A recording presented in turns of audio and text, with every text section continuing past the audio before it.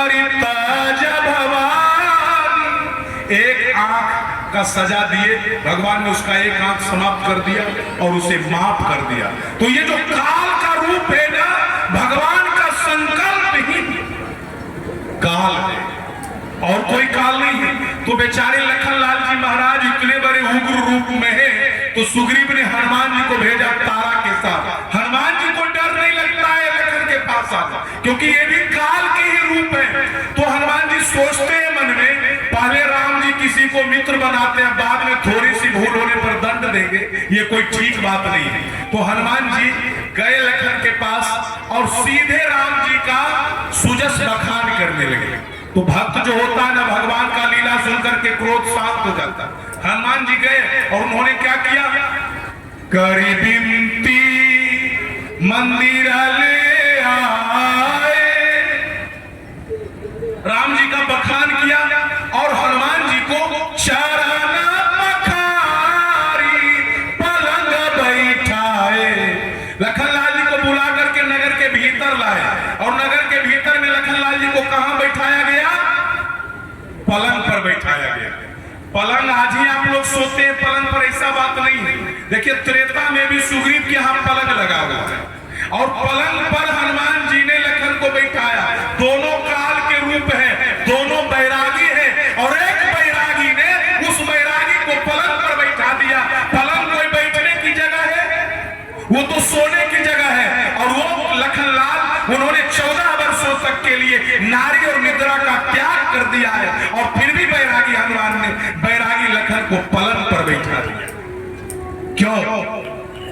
वो तो जागने वाले हैं ना, पलंग सोने की जगह है, क्यों लखन को पलंग पर बैठाया गया है? तो मैंने कल कहा था कि लखन निरंतर चैतन्य है, नित्य जागृत है, वो कभी सोता नहीं। रावण ने अंगद से कहा कि जाकर राम से कह देना मेरे पास कुंभकर्ण ऐसा भाई है जो 6 महीना सोता है, 1 दिन जागता है, उसके रहते मुझे किस बात की चिंता। तो राम जी मुस्कुरा करके अंगद से कहते, जाकर के उस रावण को कह दो कि जब उसे 1 महीना जागने वाला भाई पर उतना गर्व हो सकता है, तो मुझे अपने इस भाई लखन पर कितना गर्व होना चाहिए जो कभी सोता ही नहीं, निरंतर जागृत अवस्था में, निरंतर जागता रहता है, मुझे इस पर कितना गर्व होना चाहिए। लेकिन क्यों पलंग पर बैठाया गया हनुमान जी को? बिठाते तो पूछ का आसन दे देते, कम्बल का आसन दे देते, क्यों पलंग पर बिठाया गया? पूछा लखनलाल जी ने, आपने मुझे पलंग पर क्यों बैठा दिया? हनुमान जी ने कहा इसलिए बैठाया प्रभु, इसलिए बैठाया कि हम सोने के लिए कमरे में गए। जरा ध्यान दीजिएगा, हम सोने के लिए कमरे में गए तो मैंने क्या देखा कि जिस कमरे में सोना है उसके कोने में एक सांप। क्या नींद आएगी? आप लोग सोने के लिए जाइए कमरे में और कोने में एक सांप है, क्या नींद आएगी? सारी नींद काफूर हो जाएगी। कोने की बात तो छोड़िए, हम सोने के लिए कमरे में गए तो मैंने क्या देखा कि जिस बिस्तर पर हमें सोना है उसी पर एक सांप बैठा हुआ है। क्या नींद आएगी आप लोगों को? कल एक सांप आया था, देखिए तो भगदड़ मच गया था, तो क्या नींद आएगी? नींद भाग जाएगी। खैर वो बात छोड़िए, हम सोने के लिए कमरे में गए तो मैंने देखा कि जिस बिस्तर पर सोना है उस पर 1000 सिर वाला सांप बैठा हुआ है। तो क्या कोई सोने की कल्पना कर सकता है? हनुमान जी ने कहा, ओ लखनलाल, मैंने सुग्रीव के पलंग पर आपको इसलिए बैठा दिया कि आप कोई साधारण नाग नहीं, आप 1000 सिर वाला शेष नाग है और जिस पलंग पर एक बार आप जैसा नाग बैठ जाए उस पलंग पर सुग्रीव दोबारा कभी सोने की कल्पना नहीं कर सकता, इसीलिए मैंने आपको इस पलंग पर बैठा। जीवन में हमें इस काल की भूमिका को स्वीकार करना होगा। अरे जिसने भी अपने जीवन में ईश्वर के डर को स्वीकार कर लिया ना, उसे संसार में किसी और से डरने की आवश्यकता समाप्त हो जाएगी। सुखी होने का फार्मूला है सज्जनों, यदि तुम्हारे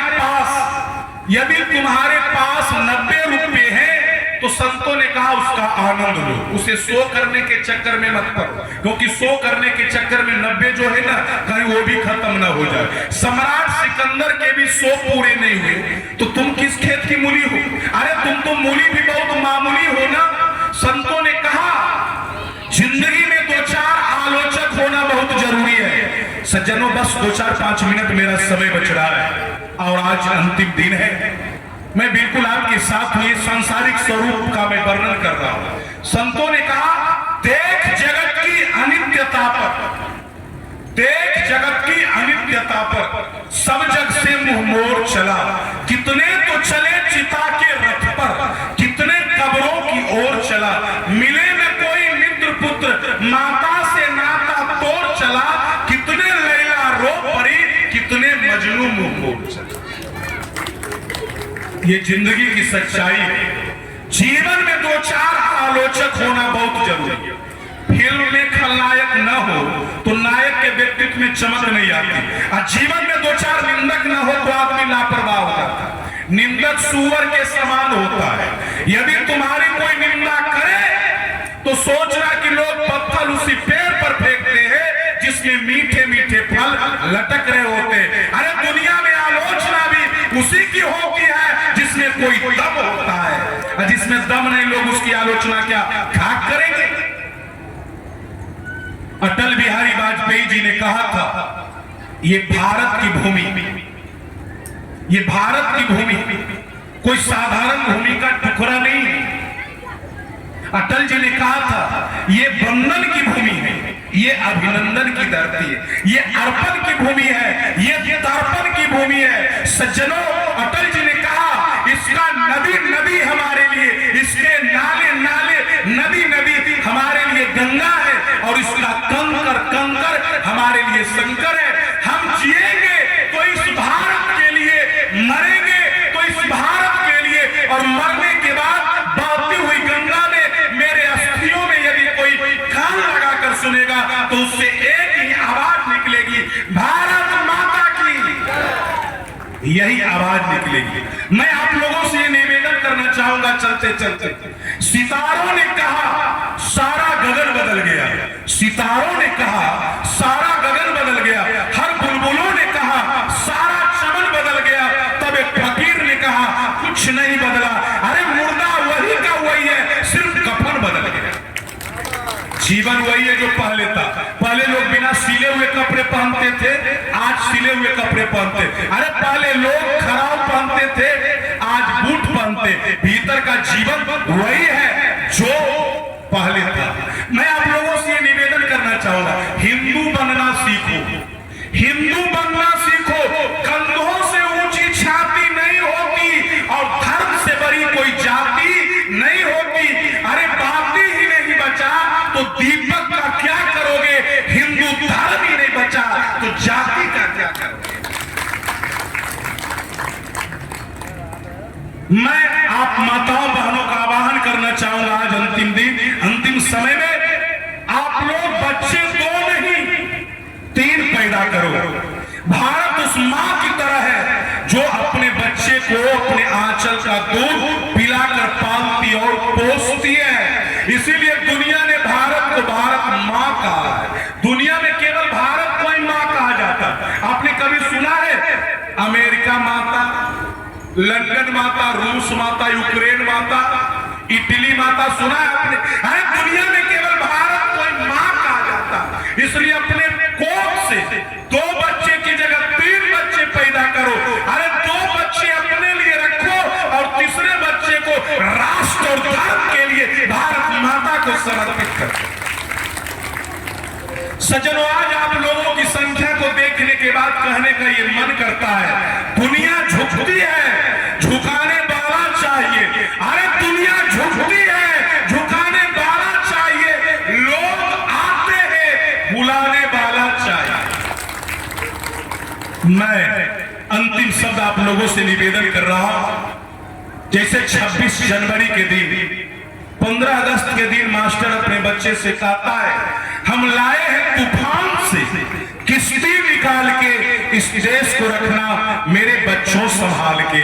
तो मैं आज चलते चलते आपसे ये निवेदन करके जा रहा हूं, हम लाए थे सत्संग से मोती निकाल के, हम लाए थे सत्संग से मोती निकाल के, इस ज्ञान को रखना मेरे भैया संभाल। आज मैं सुन रहा था, मैंने तो प्रथम दिन कहा था कि जहां मेरा डेरा है वहां 4 हावड़ा बांध दिया गया। कन्हैया जी बिल्कुल आप अप टू डेट है, कोई शब्द आपसे छूट ही नहीं सकता। वो मैंने सुना कि जितने व्यास यहाँ से जा रहे थे रो रो कर बेचारे का बुरा हाल था। किस बात का वियोग भाई? अरे दुनिया में जो सत्य है उसे स्वीकारना सीखो। लोग कह रहे थे रहेगी जिंदगी तो मिलेंगे दोबारा, तो क्या आप क्लियर कर लिए कि अब आपकी जिंदगी नहीं रहेगी? मैं कहता हूं कि जिंदगी रहेगी, है ना, और हम लोग निश्चित रूप से दोबारा मिलेंगे, है ना। मैं हमेशा पॉजिटिव सोचता हूं, मैं निगेटिव सोच ही नहीं सकता। मैं 8 दिनों तक मैं कन्हैया जी 8 दिनों तक आप लोगों की सेवा किया, निरंतर 2 घंटा प्रतिदिन समय से आना। और जानते हैं सबसे बड़ी बात क्या है? इस प्रोग्राम के लिए अर्जुन बाबू, पोखन शर्मा जी, राकेश डॉक्टर साहब, इन लोगों ने मुझसे बात किया था प्रोग्राम के लिए। मैं आपके जग में आया, शानदार व्यवस्था मुझे यहां पर दिया गया रहने के लिए भी और सारी व्यवस्था। मुझे इस जगह पर आने के बाद कभी ये फील नहीं हुआ, इस सुमेरी टोल अकहा में आने के बाद मुझे ये कभी फील नहीं हुआ कि आप हमारे नहीं है। मुझे हमेशा लगा कि मैं अपनों के बीच कथा कर रहा हूं। आपको पता है जब आप मेरे हर शब्द पर आप लोगों ने ताली बजा करके स्वागत किया और जो ही मैं पंडाल आता था तो आपका मेरा इंतजार करना, मेरे आवाज सुनकर के दौड़े हुए पंडाल में चले आना। इसलिए मैं अपने तरफ से इस व्यास गद्दी की तरफ से आप सारे श्रोता भगवान का धन्यवाद करता हूं, सारे श्रोता भगवान का। और सज्जनों, मैं इस मंच से ये आप लोगों से निवेदन करूंगा, खैर अब तो जाना है, मैंने कल भी कहा था कि YouTube पर मेरा चैनल है बालव्यास कन्हैया जी, आप लोग बालव्यास कन्हैया जी सर्च करें, वहां भी प्रवचन सुनेंगे। हर वीडियो पर मेरा मोबाइल नंबर डाला हुआ है। और चलते चलते मैं इस मंच से, इस व्यास गद्दी से ये वादा करता हूं, केवल ये सुमेरी टोल के लिए नहीं, इस क्षेत्र के जितने भी गांव हैं, भरसो, खजरैठा, अकहा, जितना भी गांव है सब गांव का नाम मैं नहीं जानता हूं, जितने भी क्षेत्र से लोग आए हुए, मैं व्यास गद्दी से ये वादा करता हूं कि जब आप लोग मुझे बुलाएंगे ना तो मैं निश्चित रूप से आप लोगों की यादों में आऊंगा। ये मेरा वादा रहा आप लोगों से। चलें अब 2 बार प्रेम से प्रभु का नाम हो और मैं 2-4 बार भगवान का नाम लूं, आप लोग पीछे पीछे लेंगे, फिर धर्म का जय घोष होगा, उसके बाद आगे का कार्यक्रम है। 2 शब्द से रोशन जी भी संबोधित करेंगे और 2 बार प्रभु का नाम हो।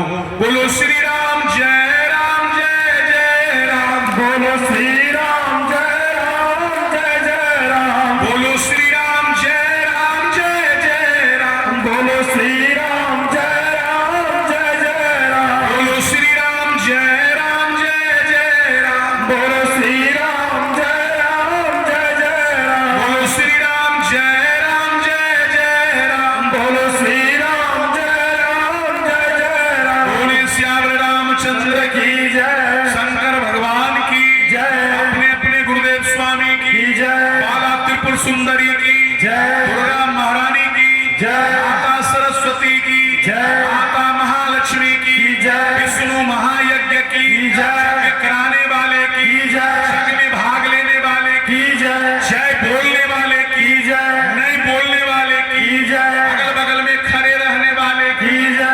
आप लोग हाथ उठाकर धर्म का जयकारा लगावे। धर्म की जय हो, धर्म की जय हो, धर्म का हास हो, धर्म का हास हो, प्राणियों में सद्भाव हो, प्राणियों में सद्भाव हो, विश्व का सब सनातन धर्म की जय, सब सनातन धर्म की जय, भारत माता की जय, भारत माता की जय, जय जय श्री राम, जय श्री राम, जय श्री राम, जय श्री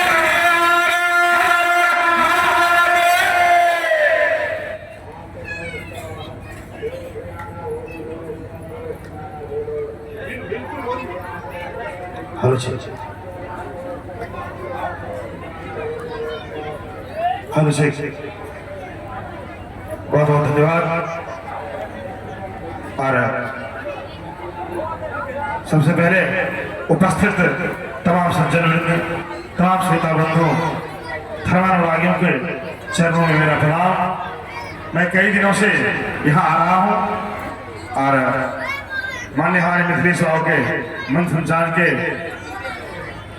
देख रेख में यह कार्यक्रम, यह मंच सुचारू रूप से चल रहा है और हम लोग बड़े सौभाग्यशाली हैं कि ऐसे राष्ट्र संत श्रीपाद व्यास कन्हैया जी, अगर कहा जाए तो हमें इस बात का गर्व है कि हमारे क्षेत्र के हैं। बेगूसराय, मोकामा, लखीसराय ये हमारे क्षेत्र से दूर नहीं है। हमें इस बात का अहंकार है कि ऐसे सब संत जो दूर देशों में जाकर भी अध्यात्म के चर्चा का गुणगान करते हैं और अपने राज्य का नाम रोशन करते हैं, तो मैं चाहूंगा ऐसे संत के लिए एक बार जोरदार ताली हो जाए। और बड़ी प्यारी कथा हम लोग रसपान कर रहे थे इनसे। इन्होंने बीच में एक दो लाइन हमें याद रहा, माँ के बारे में, माँ से लगाओ एक बच्चे का क्या होता है। मैं उसे इन शब्दों में कहना चाहूंगा कि कहते हैं कि माँ के अजमत से अच्छा काम क्या होगा, माँ के खिदमत से अच्छा काम क्या होगा। अरे खुदा ने रख दी, अरे खुदा ने रख दी जिसके कदमों में जन्नत, सोचो उसके सर का मुकाम क्या होगा, उसके सर का मकाम क्या होगा। तो माँ से प्रेम, और बच्चे हमेशा माँ से लगे रहते हैं। और इन्होंने कहा कि हम लोग इस सत्संग से भागे जा रहे हैं। आज हम लोग माया के चक्कर में पड़े हुए हैं महाराज जी, उस माया के चक्कर में जो हमारे साथ कभी नहीं जाएगा। बस सांस छूटने तक की देरी है, साथ कुछ भी नहीं जाएगा। ये सारे रिश्ते नाते यहीं के यहीं रह जाते हैं। इस माया रूपी संसार पे भरोसा नहीं करना चाहिए, क्योंकि कहा गया है कि कैसे भरोसा करें इंसान के मोहब्बत पे, कैसे भरोसा करें इंसान के मोहब्बत पे। क्योंकि मैयत पे आंसू बहाने वाले भी, क्योंकि मैयत पे आंसू बहाने वाले भी 13वीं के दिन गर्म पूरी मांगते हैं, गर्म पूरी मांगते।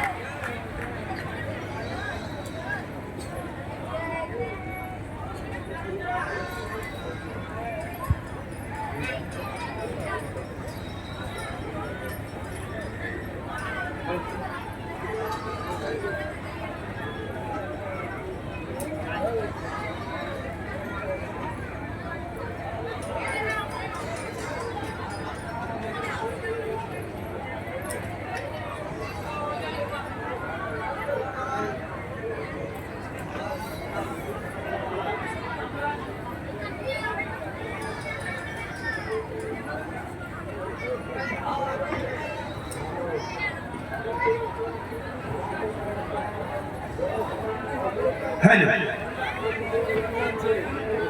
आप कृपया शांति का नाम दें। अब आपके समक्ष साध्वी